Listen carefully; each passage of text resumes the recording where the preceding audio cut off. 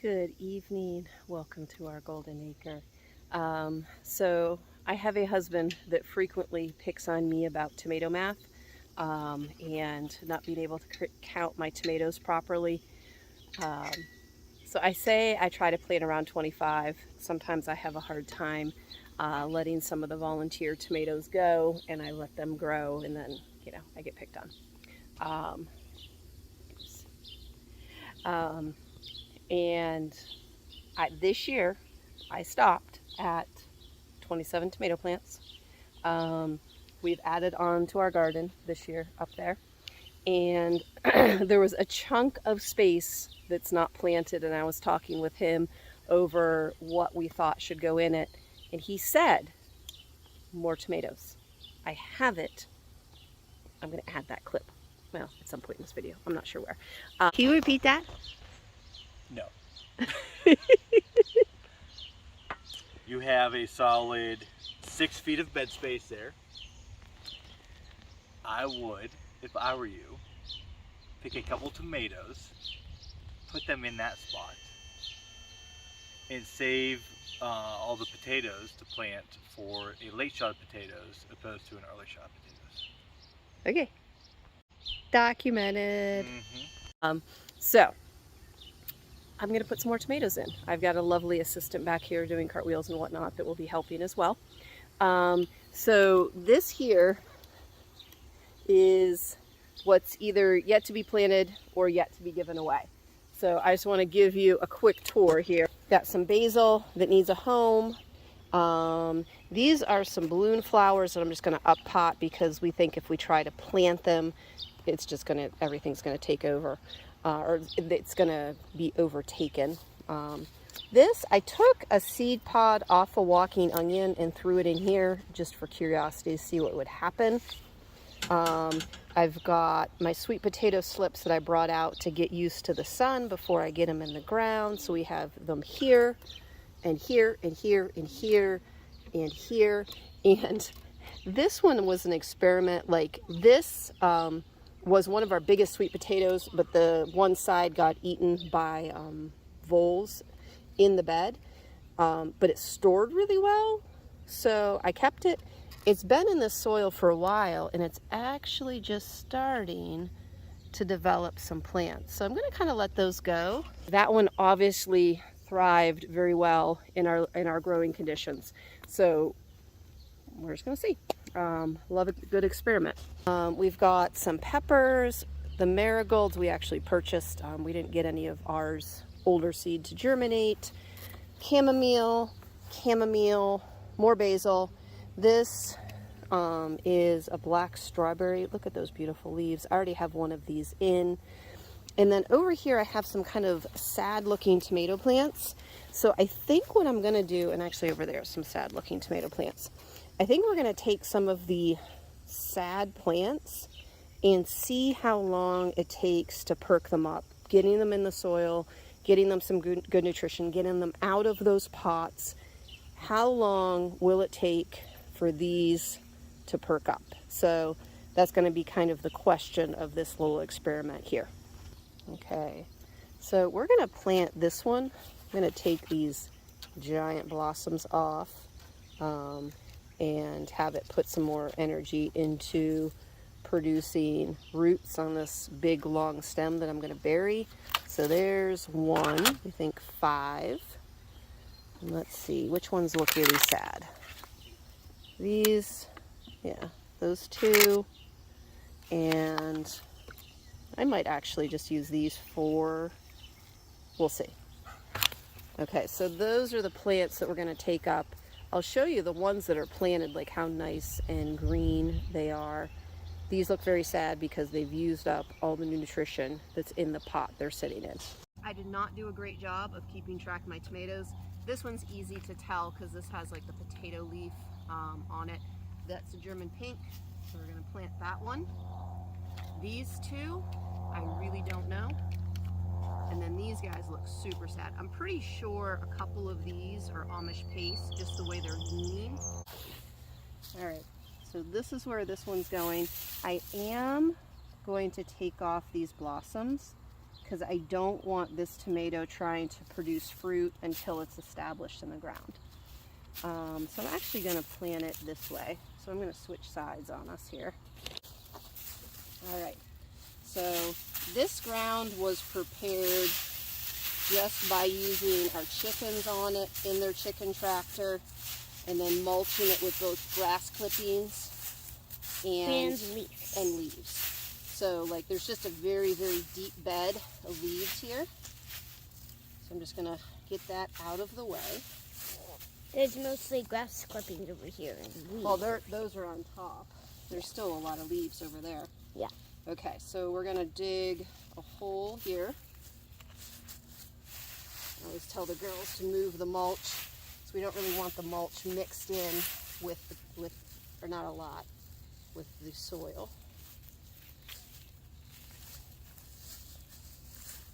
So we're going to get this up and out of the way.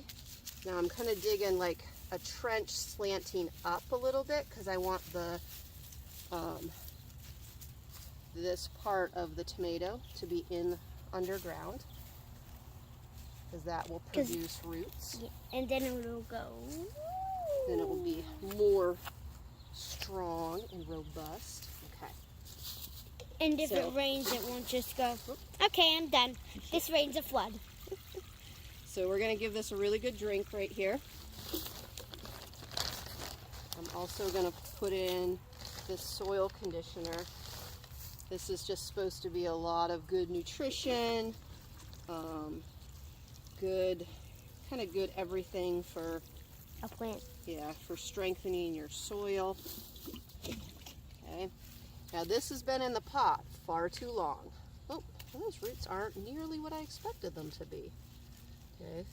So we're gonna spread those out a little bit and encourage them to reach out into the soil. Okay. We're gonna put some more of that. Gonna do a little bit of soil. You love getting your hands dirty. Mama does. Okay. So there we go. Now we're gonna water this in more. Oops, there's another. Here we go. And then just bring those back around. That just helps to keep the moisture in. I'm just gonna set that there, let that seep in right there. I'm not the best at filming, but I think I got a decent angle. You're 8, so I think we'll give you a little bit of leeway on the perfection. Okay, and so this one's obviously I'm not gonna bury as deep because there's not as much to bury. So we're just gonna make a slightly smaller hole. If I can find my shovel. I don't think you need a shovel. No, but it does, I'm kneeling on it. Don't kneel on your I favorite personally think that shovels should be like bright orange with flashing neon lights. Oh, what's that? That is a root. Huh, that's interesting. We have a magnolia tree up above this. We also have a maple tree that way. That is a big old root right there.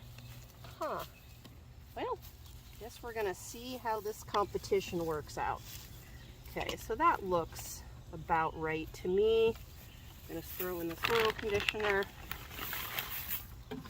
So I was just saying, this is really yellow. This is saying that it absolutely has used up every bit of nutrition that's in that potting soil right there.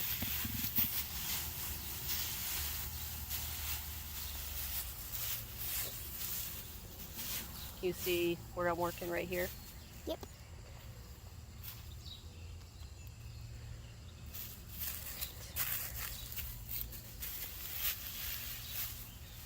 Yes, ow, I can hear you. This has kind of been an experiment this year with adding the garden on this way. Like there's some of these holes that we dug, we added potting soil? I can't remember. We've added soil conditioner to almost all of these. I think some we've added some potting soil. And that pink Some bag we've added some just garden soil. These are the only ones that haven't gotten an egg with them. an idea I've seen from Roots and Refuge. So I kind of wanted to see if I just did the soil conditioner, what was the result? To see if the egg helps that much? To see if, Just kind of see the difference, to compare. yes. Okay. To see how much the egg helps. Yeah. So, very sad. I'm pretty sure Amish paste tomato plant right there. What's your favorite type of tomato plant, Mama? I think the Brandywines or like the German pinks, like the big, yummy slicing tomatoes. Slicey, slicey, slice, slice. I have to move it whenever you put the tomato in, because like it gets off the screen, so then I have to move it What did you have to move? on the camera, Okay. because the Hey, Wormy. Good job, buddy. help the garden, Wormy. Help the garden, Wormy. All right, let's see. Can we fit 2 more, or we do think 1 more?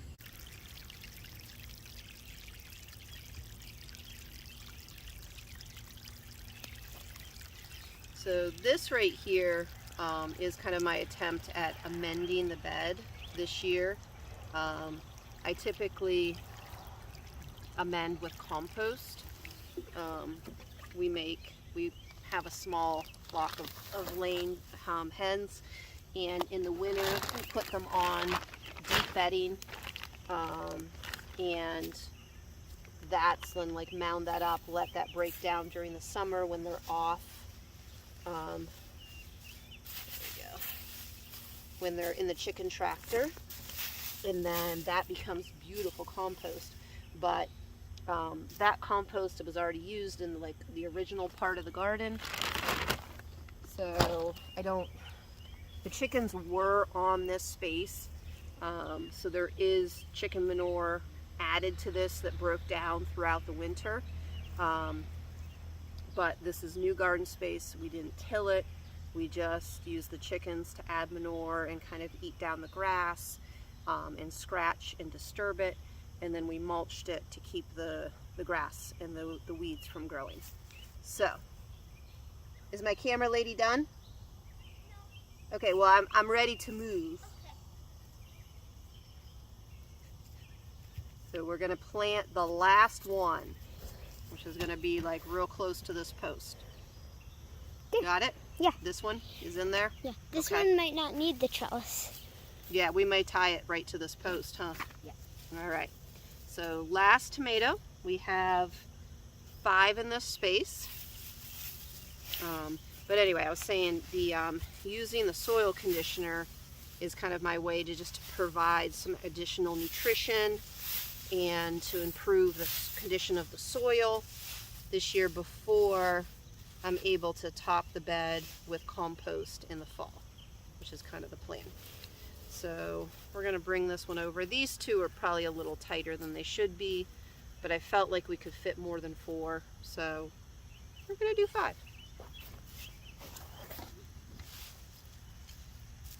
So I had a viewer send me some beautiful shovels. My girls have run off with them, so going back to one of the old standbys. They're around here somewhere, but this was the one that was the closest, the most convenient for the moment in time. Okay,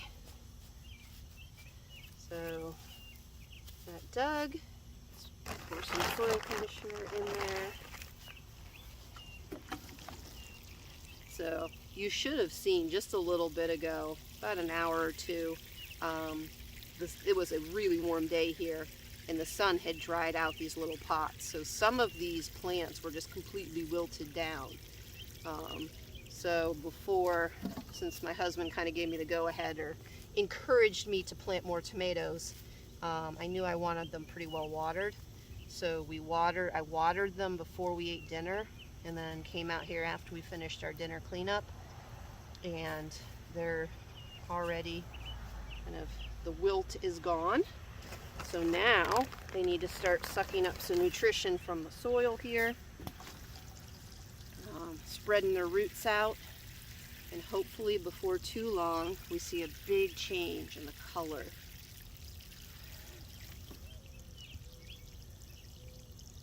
You okay? Yeah.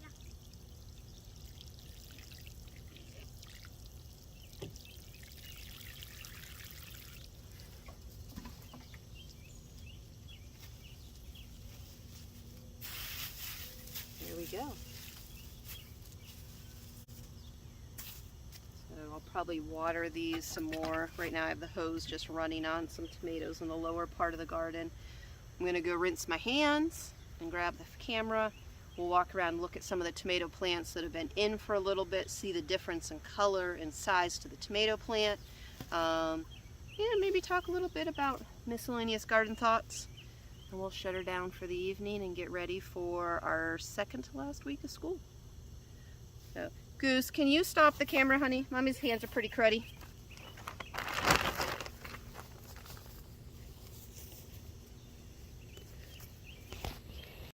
So here are those 5 tomato plants that we just put in the ground. Kind of want to document coloring.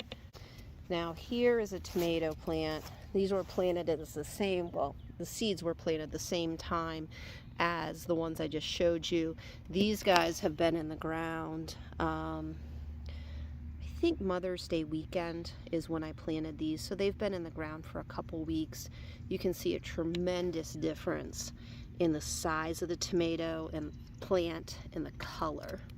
So I'm kind of excited to see how quickly these perk up, because I think they will perk up pretty quickly. And it's not even like the main part of the garden down there has had a lot of supplements to it. It's had a lot of chicken manure, a lot of compost, a lot of mulch that's broken down. But you know, this is right beside where we just planted these 5 in the new part of the garden. This is the first time there's been garden in this space, to my knowledge. So I'm going to come down here, and then I think these have been in about a week. I think I haven't gotten a video published on these. One of the crazy things, well, not crazy things, but things you don't think about when you're like, oh, I can do YouTube. I want to share my gardening experience. The amount of footage to do the planting and then sift through all the footage to put it together to make a succinct, here's what I did video is way more difficult than one might think. But these tomatoes have been in a week, a little over a week, I think. And I believe this is an Amish paste. So like that sad orange or sad yellow looking thing up there that we planted is the same plant as this one. So there's a whole line going down here. There's 12 tomato plants in this line. So we're going to compare, I'll check daily and then compile what that's going to look like over time. Now I'd like to do a little talk on watering, because like I said, in this area in western Pennsylvania, I believe that is going to be a consideration for this year, because I feel like it's the end of May. I feel like it's dry already, and I don't think there's any rain in our 10-day forecast. My dad always said, the old time farmers, a dry year will scare you, but a wet year will starve you. So dry years scare us because we don't think the plants will survive, but they usually come out okay. The wet years are the ones when you can't even get plants in the ground and they almost end up like drowning in the soil. One, it's always important to have a German Shepherd that loves to be sprayed by the hose out helping you water. It makes it much more efficient. Okay, so I posted a short on this, and I keep meaning to save milk jugs before my husband squishes them and puts them in the recycling. I keep missing it. But I have a milk jug here.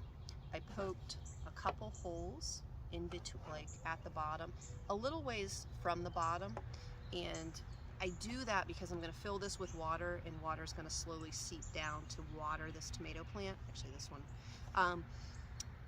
And I do this like this so there's some weight in the bottom so the jug won't won't blow away. So, not for you, man. It's nope. She's, nope. Okay. Are you aware I'm trying to shoot a video and that you're not helping right now? Doesn't matter to you? Okay, good to know. You're okay. This is not for you. This is not for you.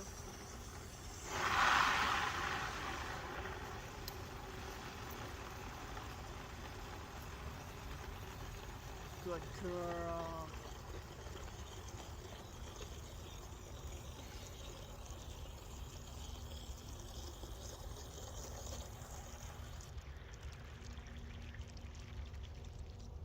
Okay. So I like doing this, and I want to get 3 or 4 of these for the garden so I can like set 3 or 4 along the tomato plant, fill the line. But what this does is I can fill this, walk away, go do something else, go water another part of the garden, and I know that there's a gallon of water is being delivered to this plant, and it's being delivered slowly. It's seeping out of this slowly so that the soil can absorb it, and we're getting a nice amount of water here. Also, kind of the same idea, I'm gonna fill this watering can, okay? Now I'm gonna do the same thing I did with this, but I'm just gonna like lay the watering can here. Now I am putting it here opposed to right there. I planted these laying down like I showed up there, but I laid them this way. In hindsight, I wish I would have gone the other way because the water runs downhill, but I'm not picking them up and replanting them. So here, just a gallon jug. Here, just setting a watering can, letting the water slowly seep down in. And then the other thing we can do is just turn our hose on to a slow trickle and let it sit. So I feel like a lot of times I'll see people go to water their plants and like they spray and walk. If you dig, like if you do that, if you're just spraying and kind of walking down the line, the water is only on the surface. It's not getting deep down in for the plant roots. It's not getting down deep enough. It's not encouraging your roots to reach down deep. And also, if you're spraying straight down, you're really kind of compacting the soil. Anytime if I'm going to spray, I try to like go real light and tilt the nozzle of the hose kind of upward so it kind of mimics like a like gentle rain shower. Now, if I can avoid it with tomatoes, I don't like to get the leaves wet because they are real prone to blight and fungus and all the things. So if you can keep the water at the base, you can hopefully not have those issues. Thank you so much for joining us, and we'll see you in the next video. I also want to show you the absolutely exhausted German Shepherd. It was a busy Memorial Day weekend.